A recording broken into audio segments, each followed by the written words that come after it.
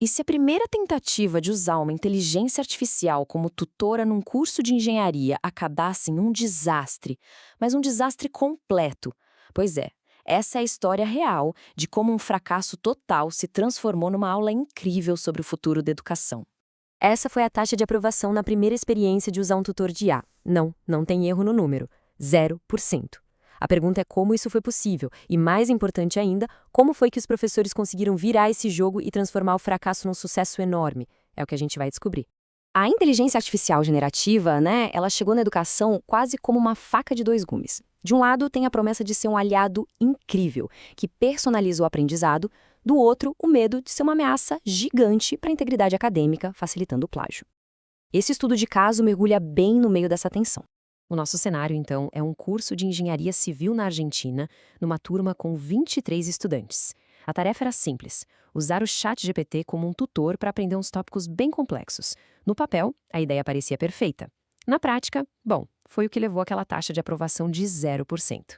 A primeira abordagem foi bem direta. Os alunos deveriam interagir com a IA e, no final de tudo, entregar um relatório técnico.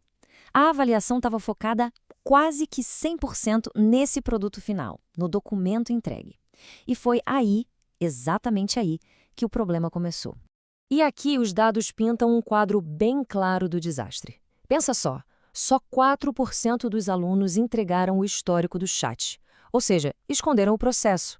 Tinha trabalho com marcações do tipo completar conclusões, o que mostra que a pessoa nem se deu ao trabalho de ler o que a IA gerou.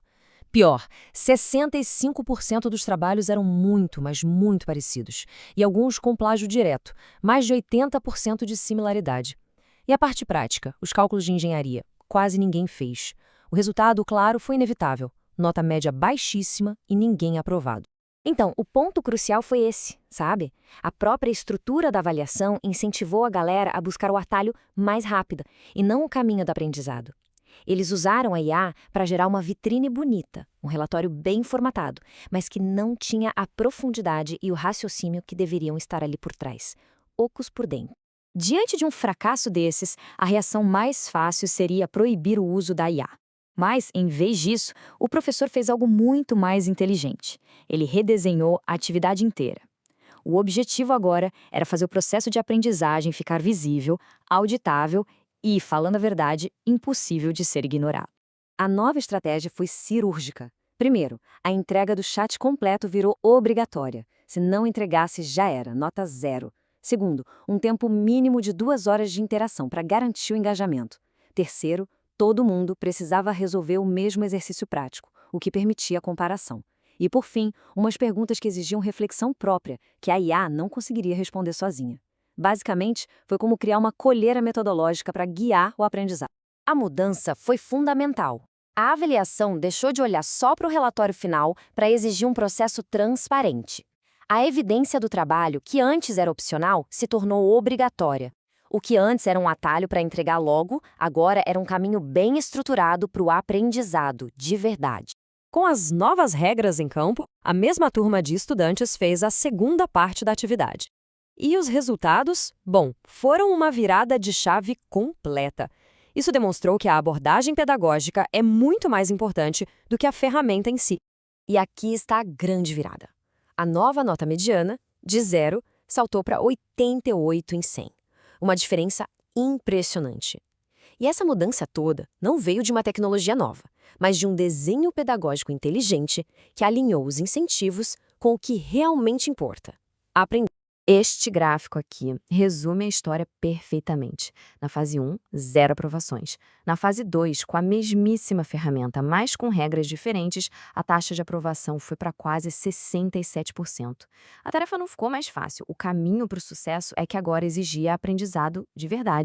E olha só que detalhe crucial: o novo sistema não foi só mais fácil, mais de 22% dos trabalhos foram invalidados porque os alunos não seguiram o processo. Ou seja, o método não só recompensou o esforço, como também foi super eficaz em filtrar quem ainda estava tentando pegar um atalho. Então, qual é a grande lição que a gente tira dessa história toda?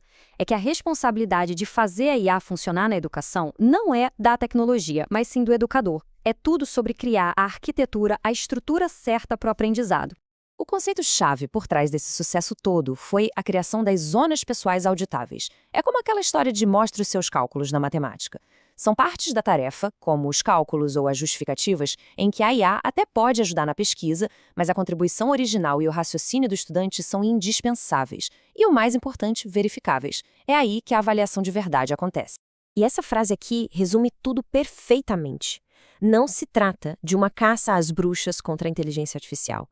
A questão é como nós, educadores e estudantes, podemos domesticá-la. Como a gente consegue colocar uma coleira metodológica nela para que sirva aos nossos objetivos de aprendizado profundo e não à superficialidade. Isso tudo nos deixa com uma reflexão final. Na era da IA, um relatório perfeito pode não significar absolutamente nada. A pergunta que todo educador precisa se fazer é: as minhas avaliações conseguem de fato distinguir a simples entrega de um trabalho do aprendizado real? Porque o futuro da educação depende, e muito, dessa resposta.